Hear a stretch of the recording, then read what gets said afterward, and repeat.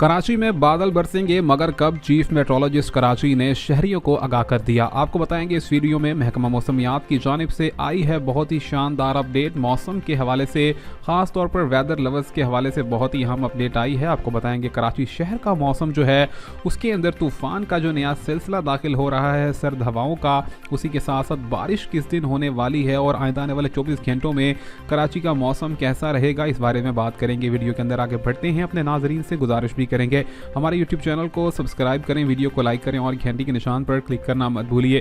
ख़वातीन हज़रात, आपको बताएं कि गुज़िश्ता 2 से 3 रोज़ कबल भी जैसा कि महकमा मौसमियात ने आगाह किया था और शहर में मुख्तलिफ मुकामात पर मुतअद्दिद बारिशों का सिलसिला देखा गया था, लेकिन बारिशों का जो सिलसिला था वो बहुत ही ज़्यादा मॉडरेट था, यानी कि बहुत ही ज़्यादा शदीद बारिशें नहीं हुई, जबकि यहाँ पर जुज़वी तौर पर बारिशों का सिलसिला देखा गया था। इसी के साथ साथ महकमा मौसमियात ने नए साल के आगाज़ से पहले हफ्ते में ही बारिशों की नई नवीद भी सुना दी है।